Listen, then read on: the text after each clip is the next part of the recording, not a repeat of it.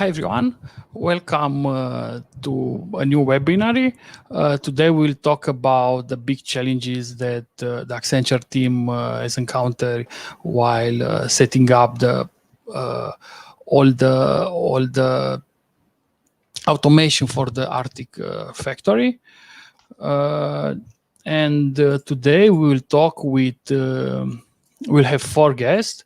The first one is Ciprian, one of them, the project manager is Ciprian Vigaru. He finished the Academy of Economic Studies in Bucharest, and he's a project manager at Accenture for 7 years. He's based in Timișoara. Also from Timișoara, we have Madalina Macarie. She's a UI developer, and she finished the Western University in Timișoara. Also, she's with Accenture for more than 2 years. And from Târgu Mureș, we have Peter Pop. He finished Sapientia University, and he's automation engineer. And today he will be as a developer. And then we have Bela Peres. He's a PCO developer, and he finished Petru University in Târgu Mureș, and he's with Accenture for 3 years. Today you will see a lot of technical details about how you can automate a factory. You'll learn new terms like ERP, which is Enterprise Resource Planning, or MRP, Material Requirements Planning, or PLC, Programmable Logic Controller, and the last one you should remember is MES, which is Manufacturing Execution System, pretty important one. Okay, so mainly this is it from my side. I would like to give the floor to Ciprian, who will tell you more about this project. Hi, Ciprian. Hi, Ovidiu. The floor is yours. Yeah, thank you. I'm waiting to see the presentation. Just a second. For me, it's still loading. I'm not sure how it's at your end. Just a sec. We can see you in the presentation. Maybe you can rejoin. So it's fine. It's okay? It's fine. It's fine. Yeah, okay. Now okay. it's loading. Okay, so good. Thank you. Together with my colleagues, I would like to present to you a case study related to the production system we have implemented in the Arctic factory at Ulm. First, let me share a few words about the client from this project. It seems I have some issues with I'm not sure if the slides are working for you, because for me it's locked. We can see the project scope. Oh, sorry, it went a little bit too far. Our client, it's okay? Okay, good. Sorry, I don't see it, so that's why, thanks. Our client is Arctic, part of Arçelik Group. Arçelik is a multinational company with the headquarters in Turkey, one of the leading manufacturers of household appliances in Europe.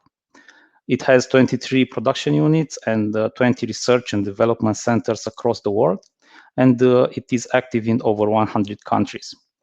Arçelik owns 13 brands, among which Arctic, Grundig, Beko, and it has over 30,000 employees. Its yearly revenues are over 5 billion euro. In Romania, Arctic has 2 factories with over 4,000 employees in total. The new factory near Târgoviște, which this project is about and which you can see in the pictures, was built from the ground up in less than 2 years, in 2018-2019, on an area roughly the size of 100 football fields. Let me tell you also a few words about the scope of this project. Although Arçelik was already holding massive production facilities, none of them was using technologies belonging to the 4th Industrial Revolution. They realized that if they wanted to keep their market share, they had to adjust to the fast-changing economy by starting their journey to Industry 4. So, Arctic collaborated with Accenture to build a new washing machine plant in Romania that would accelerate its digitalization and Industry 4 journey. The goal was to create a plant where to combine the best practices of the fourth industrial revolution, a large-scale pilot that will lead the digital transformation of the existing Arçelik plants and will serve as a beacon for industry. I have mentioned here SAP MES, and you have probably heard of SAP, but some of you might not be very familiar with the MES concept. So I would like to explain it a bit. MES stands for Manufacturing Execution System, and it represents solution for production. Sorry.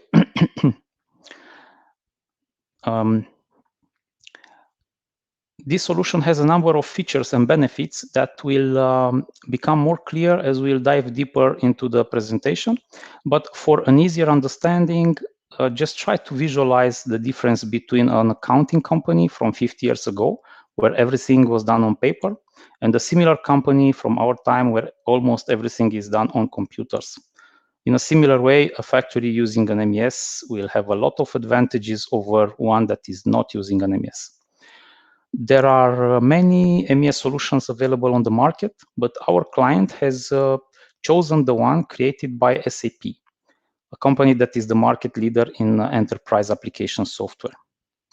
Before we go deeper into the actual solution that we have implemented in the Arctic factory, I would like to ask my colleague Peter to explain the architecture and general functionalities of SAP MES.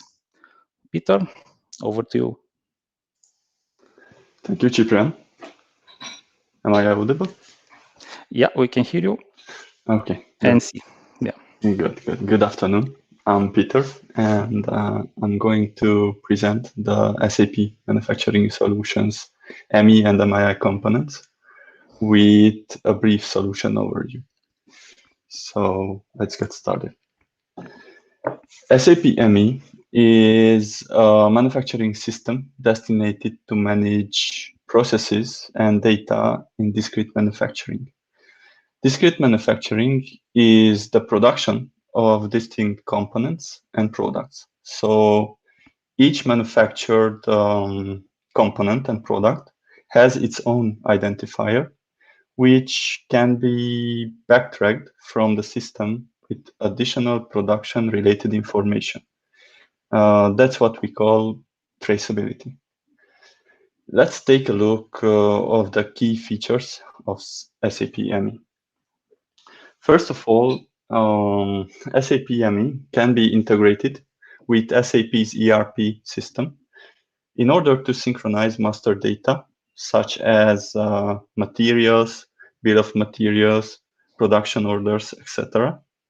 And there are a bunch of different ERP modules like SAP PP for shop floor control information, MM for inventory management, QM for quality management, and last but not least, PM for plant maintenance. Besides the ERP integration, SAP ME provides functionality for work in progress tracking, traceability of the components and products at each production step, and allows to log defects and non-conformances against the SFCs. It's a pretty long list of features, but I will try to give you a short example. Imagine that there is an assembly line with a bunch of stations. Each station has its unique resource ID and operation. There is a shop order with the model, the BOM, and the routing of the product set to releasable on the work center of the assembly line. Then the unique identifier of each product is getting released from the shop order at the first station of the line. That's what we call an SFC. The SFCs are getting processed at each station with actions like start, assemble component, log non-conformance if necessary, and complete. Using the data collection functionality, the system can collect process parameters. For example, the applied torque of an automatic screwdriver. By using the user-specific access control and certification, the system can control which operator can log in and work on a specific station. And beside these, ME provides access to a number of reporting functions as well as statistical process control features. And last but not least, SAP ME allows connectivity to plant equipment through SAP MII and SAP Pico. Now let's move to the solution overview. Sorry. I was thinking that you are. No. Okay. I just wanted to say that I will continue with another topic.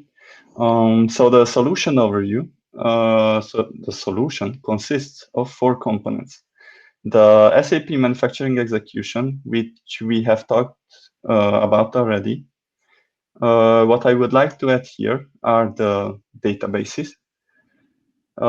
Because SAP ME uses 2 databases, the work in progress database and the operational database, the ODS.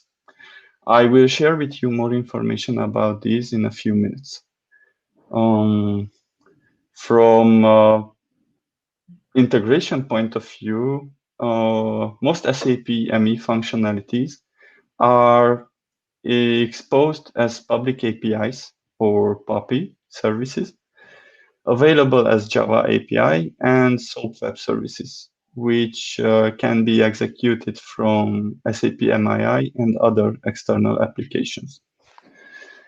SAP Manufacturing Integration and Intelligence acts in SAP MII to manage message workflows between, and MII can be integrated with Pico for machine integration and other third-party systems using web services.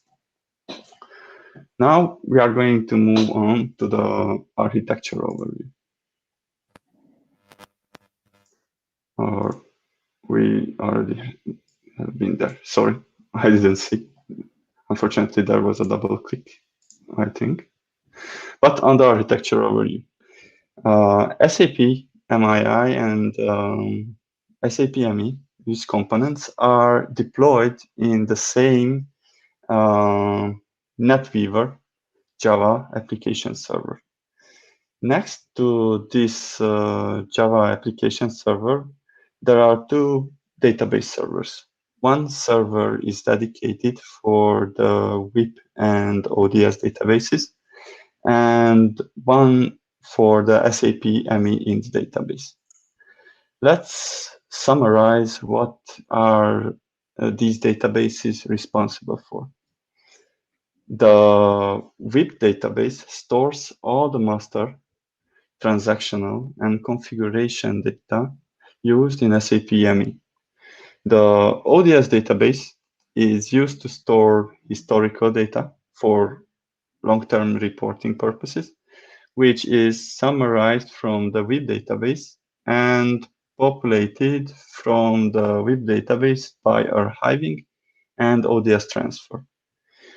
And last but not least, the SAP ME int is used to store messages exchanged between SAP ERP and SAP ME through SAP MII.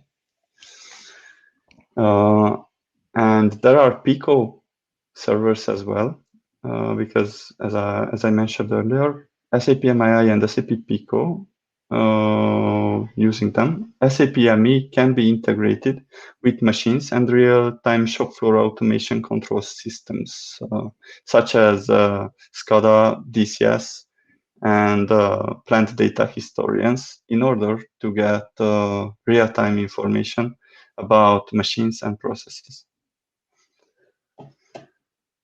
I'll move to MII. SAP MII, or SAP Manufacturing Integration and Intelligence, is a framework for rapid delivery of composite applications for manufacturing. SAP MII is a web server-based application with zero client design. What does that mean? It means that there is no application software needed to be installed on the client machine. Clients should use their web browser with the appropriate version of Java runtime environment. Integration with various systems is one of the key features of SAP MII, as it can integrate with database servers, SQL, and Oracle, with enterprise resource planning systems as SAP ECC, can integrate with SMTP, which enables the functionality to send emails, can integrate with any other legacy system that supports HTTP post services or web services, and with file transfer protocol in order to connect to a local folder or a shared directory in order to exchange files. And it's used by SAP manufacturing products like SAP OE and SAP ME as their integration platform. And SAP MII has a service-oriented architecture, streamlining application integration and speeding deployment. Let's discuss a bit about these services. The visualization services, which SAP MII provides, are various methods to display information through these services, but we will present more on this later. The data services are providing bidirectional access to data in plant systems through the rapid configuration of query templates, which are creating named use of data. For example, in MII, there is an object called SQL query template, in which we can choose a data source from the previously configured SQL connection list, write the optionally parameterized SQL query, as the SQL query template object can take input properties, and then we can execute the implemented query templates standalone or integrate in a transaction logic. What is important, that SAP MII normalizes all the data, regardless of its source, into a standard XML structure. Business logic services in SAP MII are based on a graphical logic engine. So the workbench, which is the graphical programming interface of MII, where we can implement custom business logic transactions in an easy and fast way. But how can we describe a transaction? In a transaction, action blocks are placed in sequences that are wired together to form a tree. When the transaction is getting executed, the sequences and their action blocks are getting executed in a specific order from top to bottom and left to right. So, for example, in a transaction, we can implement a logic which responds to a machine request, like asking for the shop order list, or a transaction can act as a data retrieval backend service for UI interface. With this, I would like to thank you for your attention, and please let me pass the word to Madalina.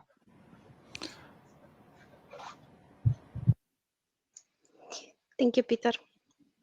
I think we have a problem with the slides, and maybe. Okay. You are on the first slide, so. Okay. So, hello. My name is Madalina Macarie, and today I will take you further into explaining the user implementation that we did on this user interface implementation that we did on this project. First of all, I think we are on the second slide now. So what is SAP UI5, right? It's okay? Yeah. Okay. First of all, let's talk about what is the user interface. And let's see what the user interface actually means. When we talk about user interface, we talk about a space where interaction between humans and machine occur. User interface design is the process designer used to build interfaces in software and computerized devices, focusing on looks or style. Designers aim to create interfaces which users should find it really easy to use. UI design refers to graphical user interfaces and other such forms like voice control interfaces or gesture-based interfaces. An example for graphical user interface should be a computer's desktop, for example. So now that we know what a user interface stands for, let's talk about SAP UI5. SAP Ui5 is a client UI technology that runs based on JS, JavaScript, CSS, and HTML5.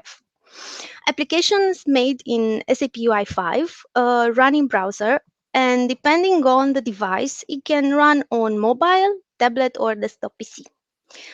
Servers play an important role for deploying SAP UI5 applications. They store the SAP UI5 libraries and also help with the connection to the database. For instance, depending on the environment in which SAP UI5 is used, the libraries or application are stored on a SAP NetWeaver application server or SAP HANA Cloud Platform. Let's see how an SAP Ui5 application is working. For example, a user tries to access the application from their device. Then a request is sent to the server to load the application in the browser. The view, which is an important part of the application, and we will see it later, accesses the relevant libraries, and the model is also instantiated, and business data is fetched from the DB database. Okay, let's go further to the next slide. It's okay? Yeah. Okay. So, we talked about the view and the model in the previous slide. Let's see what kind of roles do they have in SAP Ui5 architecture. This architecture is based on MVC development concept, which stands for Model View Controller. The model is the place where the application data is managed. The view is responsible for defining and rendering the UI, and the controller reacts to view events and user interaction by modifying the view and the model. It's a place where functions are written and the magic happens.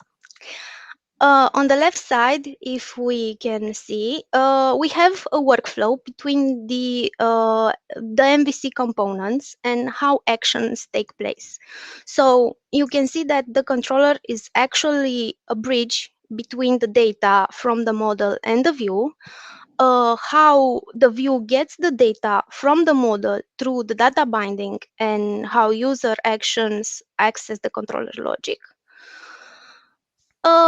And for this, regarding the model and how the data is transported, we can go to the further slide. Can I? It's the next slide, right? Done. Yes. Okay, thank you. You are on the slide SAP UI5 development. No. Back to data binding, please. Sorry. Good. Done. Okay. Thank you. Let's see what data binding is and how data is transported. So, the definition of the data binding tells us that a connection is done between the application UI and the business logic. It's actually a bridge between a binding target and a binding source, which represents binding the model data to the UI5 control. In SAP UI5, we have three modes to bind data. The first one would be the one-way binding.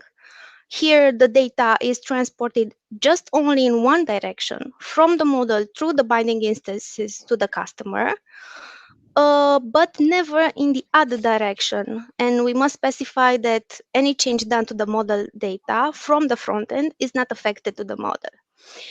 And also, all the data changes are reflected only on the controls. The second one, the two-way binding, here, all the input changes done from the front-end controls are reflected on the model and the backend database. SAP automatically handles the transport of the data, both from the model to the controls and back to the controls, from the controls to the model.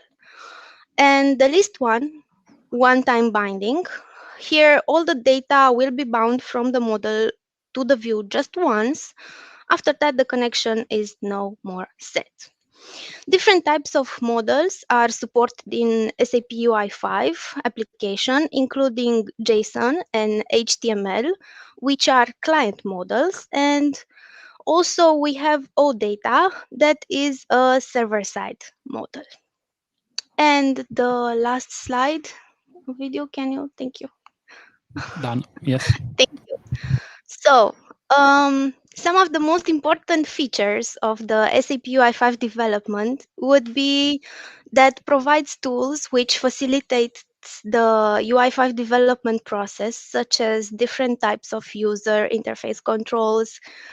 These controls also allow the developer to add more easily elements, for example, buttons, input tables, etc. Another feature would be that SAP UI5 offers support for CSS-based theming, also support for keyboard interaction and accessibility features, and the ability to create complex user interface templates and predefined layouts for typical use cases. Regarding the debugging tools, providing for fixing issues along the way, developers can use the developer tool from the browser, using breakpoints maybe, or SAP comes with some built-in SAP UI5 tools. Okay, that will be from my part. I have now come to the end of my presentation. I appreciate the opportunity to speak today with you, and thank you for your attention. I will leave you now with Bella. Thank you, Magdalena. Welcome. Hello, everyone. I'm Bela Peres, and in the next minutes, I will speak about machine integration and Sap Plant Connectivity. As you know, in any manufacturing industry, there are numerous machines and devices that continuously generate a huge amount of process data. So it's critical to ensure that the data is analyzed properly and acted upon in real time to ensure smooth operations and a quick decision in the case of deviations. The use of sensors to collect data instead of human judgment eliminates inefficiency and inaccuracy caused by the human error. Sorry, Bella, you are still on the first slide, the title? Yes. Yeah. I think it's okay now. Yeah. The data collected from the production machinery gives manufacturers the ability to adjust workflow. This eliminates unproductive processes and performance bottlenecks. The purpose of machine integration is the ability to connect devices from the shop floor and to gather data and send it to the MES system for processing. These devices can be sensors, PLCs, robots, and SCADA systems. SAP Plant Connectivity, it's a framework and a set of services and management tools that provides bidirectional communication between control systems, control devices, files, historians, SAP, TCP sockets, and SAP. It's developed by the Microsoft.NET.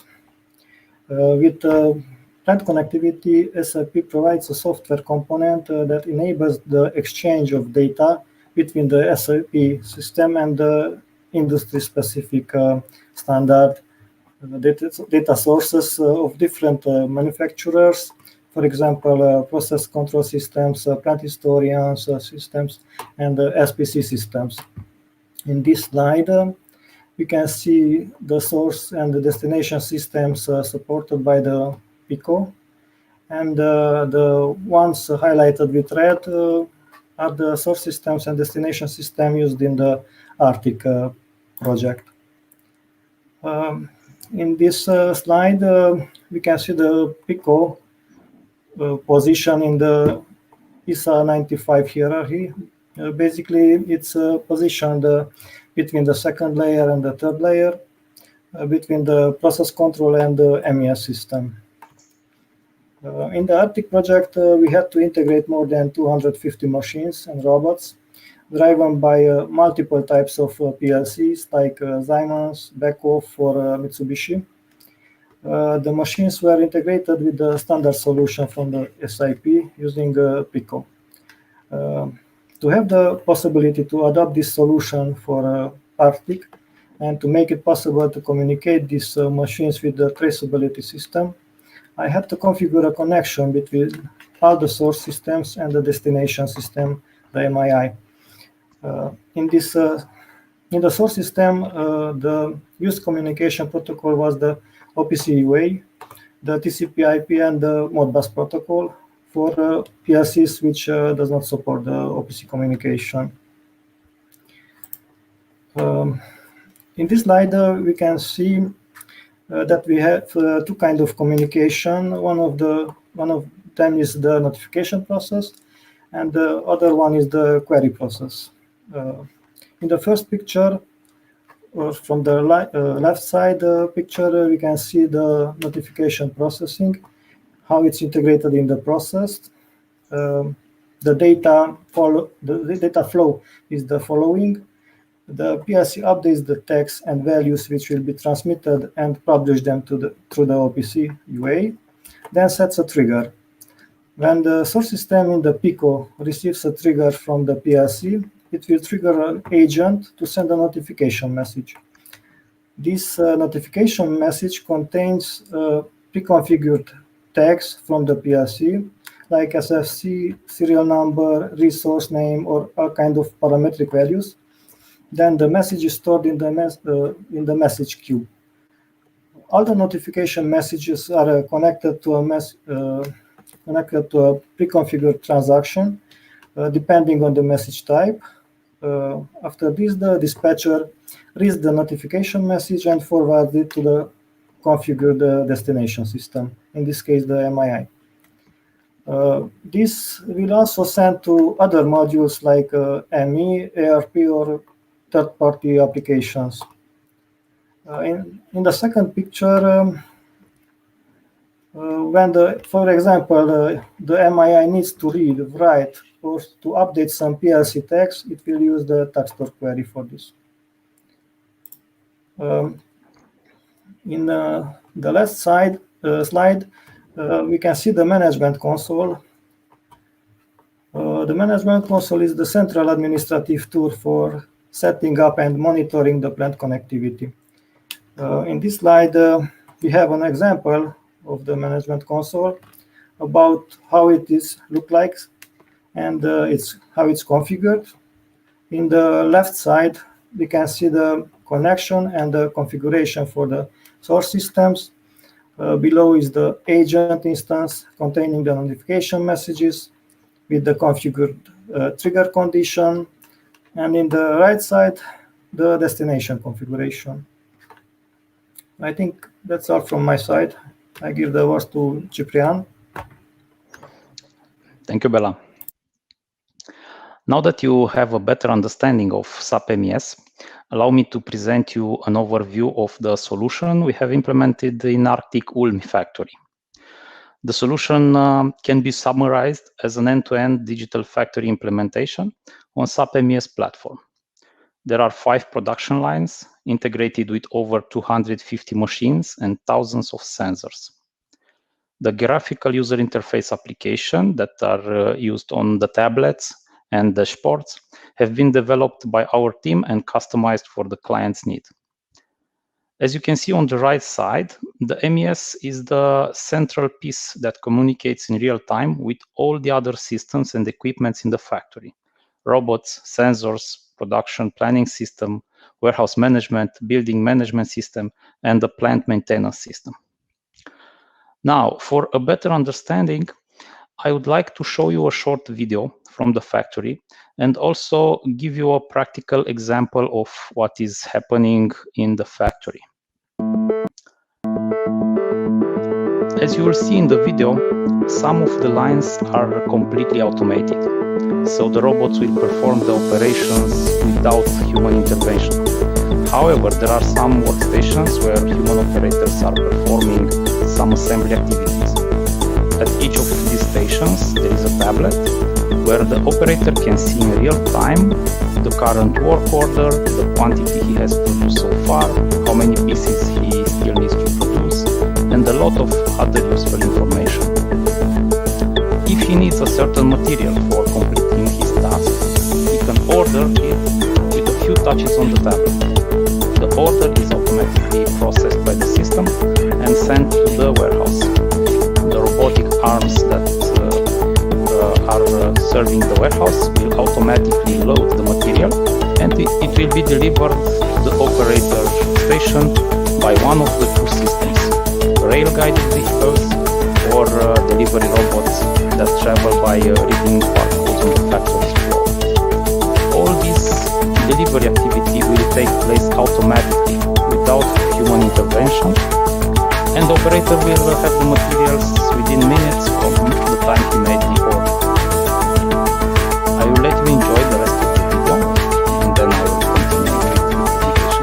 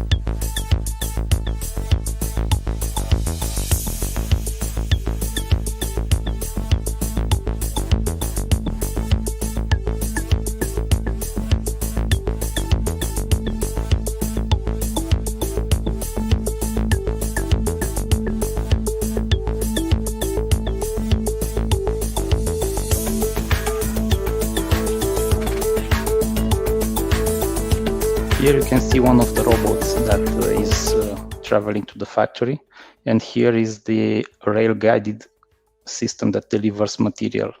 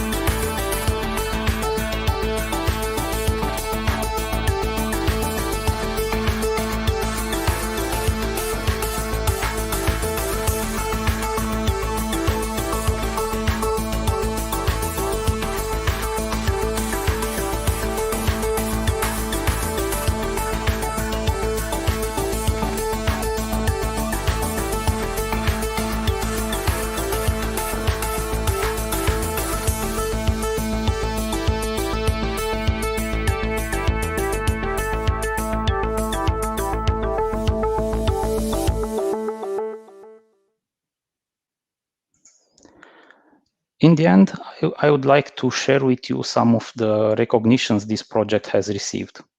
In 2019, following a visit from a delegation, sorry, the video I think just started again, a video.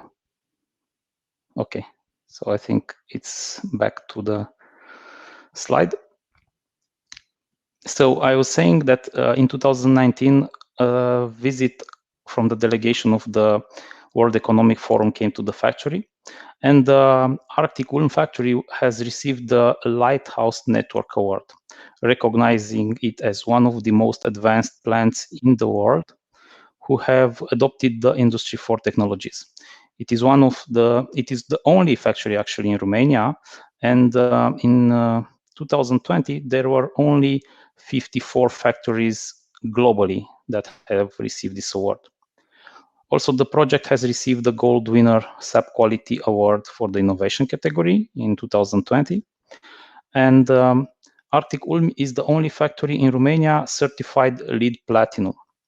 LEED, which stands for Leadership in Energy and Environmental Design, is one of the best known global ratings for sustainable buildings.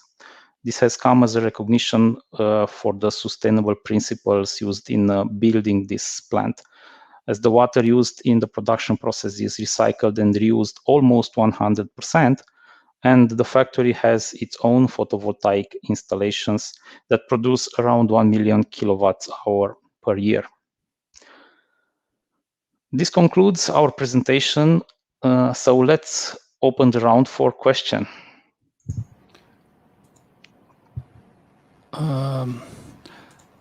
Thank you, Ciprian. Let's see. Let's organize us a little bit.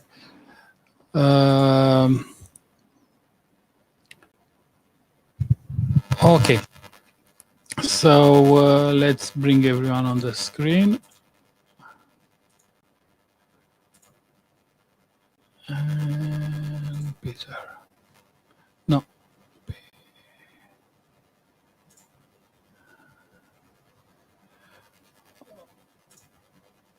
Okay.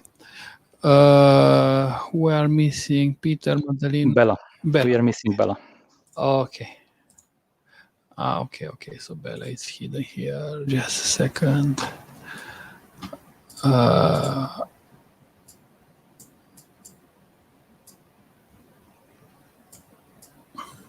Okay, great.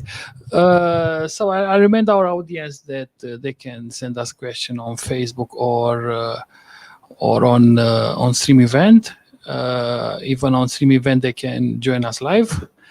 Okay, so we got a quick question from Emil Roman. He is asking for a link for a link for video. I'm not sure if the video you show us it's public or not. This one we don't have a link for it, but there is a video which is public on YouTube, and if you just search on YouTube how it's made, Arctic Ulm, you will find this short video, like it's like 3 minutes. This video was made by the Discovery Channel, the show how it's made, so you can easily find it over there. Oh, sounds great. And also they will be able to see it probably in a few hours on the Stream Event, the entire presentations, the entire event. So let me ask the first question. So the first question will be for Peter. How are you handling MES, which is Manufacturing Execution System, for the real-time production? Peter, if you want to, answer. Thank you, Ovidiu. Actually, it's a very interesting question. First of all the errors are collected in the system, so there is a detailed error log available, and each MII transaction logic has an error handling. But let me give you an example. If we take the previously mentioned assembly line, SFC at an operation and resource can have 4 different statuses. Can be in queue, bypassed, active, and completed. Let's say that the SFC is active on the station, but the PLC for some reason, triggers the start operation machine integration message again. In this case, ME retrieves an error message to MII that the SFC is not in queue at the operation, it's already in work. If there is no custom error handling implemented in the start operation transaction, of course, the station is getting blocked in this scenario. And also, the errors which are not handled in a custom way are putting the stations in a blocked status. If possible, the stations are getting bypassed, and an MES support specialist is going to investigate and resolve the root cause of the blockage. Thank you, Peter. And the next question for Bella will be a PLC, which is programmable logical controller for our viewers. So PLC is one of the most important layer in a MES system. Tell us a few details about them. What language are you using usually to program them? Yes, the PLC or programmable logic controller, it's actually an industrial computer, the brain of the machine, which can automate a specific process or to control an entire production line. This computer continuously monitors the state of the input devices and make a decision based on a custom program to control the state of the output devices. The Siemens PLCs are usually programmed using one of the programming languages like sequential function charts or SFC, ladder logic, or the function block diagram. The ladder logic incorporates programming functions that are graphically displayed to resemble the symbols used in the hardwired control diagrams. These PLCs are programmed using the TIA Portal software. The back of PLC, for example, use the same programming languages mentioned, and the programming environment is the back of TwinCat software. Thank you. Thank you, Bella. And the next question will be for Madalina. Madalina, what kind of visual views the main controller of a MES system has?